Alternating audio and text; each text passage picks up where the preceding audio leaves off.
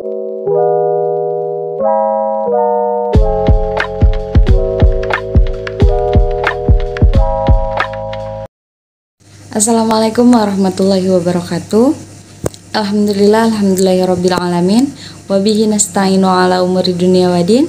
Wassalatu wassalamu ala asrofil anbiya'i wal mursalin wa ala alihi washabihi ajmain, amma ba'du. Segala puji bagi Allah, Tuhan semesta alam, yang telah memberikan kita beribu-ribu nikmat, salah satunya nikmat sehat, sehingga kita dapat berkumpul di hari yang insya Allah selalu diberkahi oleh Allah Subhanahu wa Ta'ala.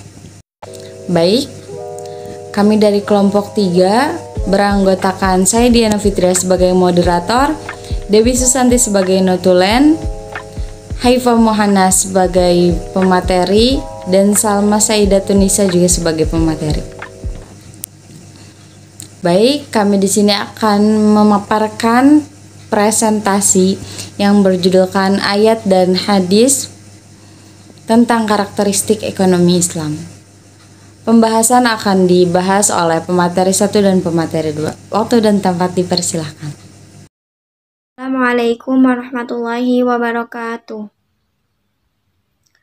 Karakteristik ekonomi syariah atau juga disebut dengan ekonomi Islam adalah sebuah sistem Islam yang bersifat universal. Kegiatan perekonomian bersifat pengabdian. Kegiatan ekonomi syariah memiliki cita-cita yang luhur. Karakteristik ekonomi Islam: sebuah sistem Islam yang bersifat universal. Kegiatan perekonomian bersifat pengabdian. Kegiatan ekonomi syariah memiliki cita-cita yang luhur dan pengawasan yang sebenar-benarnya dilakukan dan ditetapkan dalam kegiatan ekonomi syariah.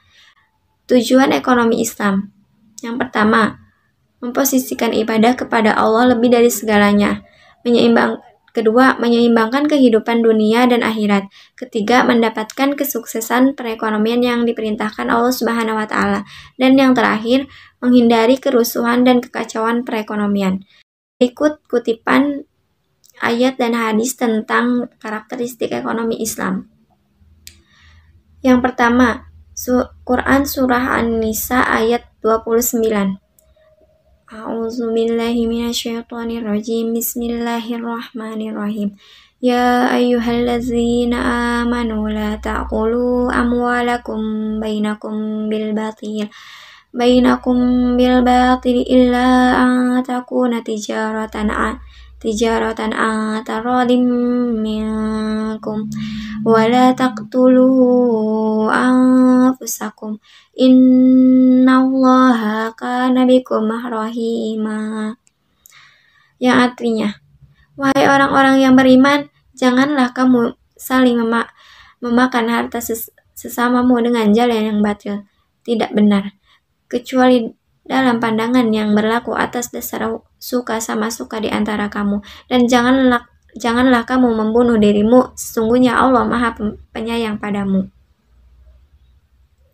Yang kedua, Quran Surat Al-Baqarah ayat 168. Bismillahirrahmanirrahim. Ya ayyuhan nasu kulu mimma fil ardi halalan thayyiban wa la tattabi'u khutuwatis syaitani innahu lakum aduwwum mubin.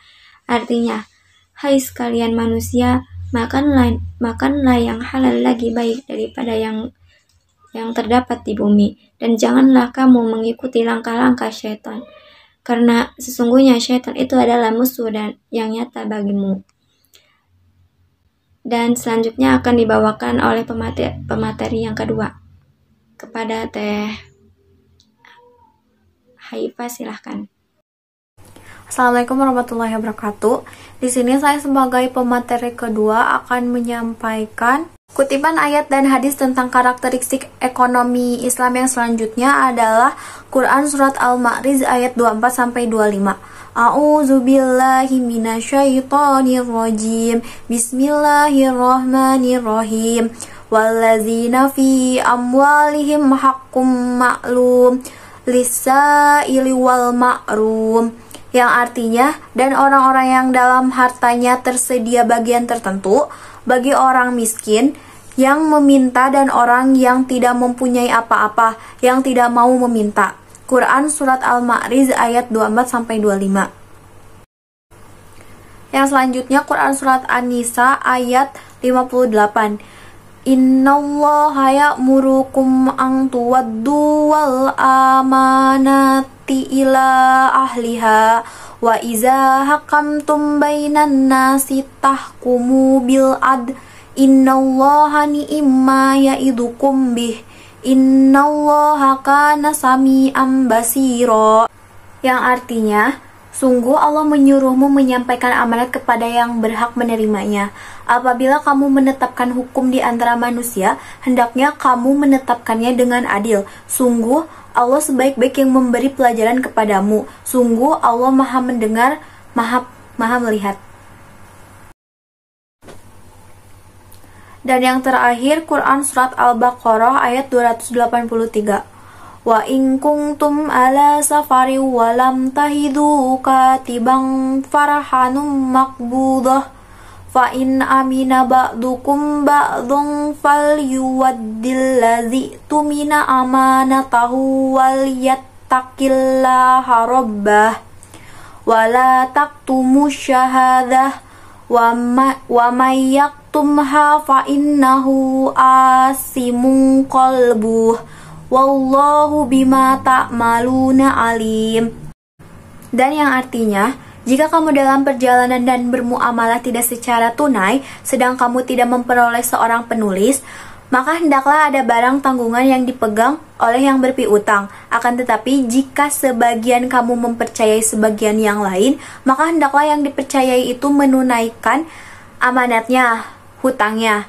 Dan hendaklah ia bertakwa kepada Allah Tuhannya. Dan janganlah kamu para saksi menyembunyikan persaksian, dan barang siapa yang menyembunyikannya, maka sesungguhnya ia adalah orang yang berdosa hatinya, dan Allah Maha mengetahui apa yang kamu kerjakan.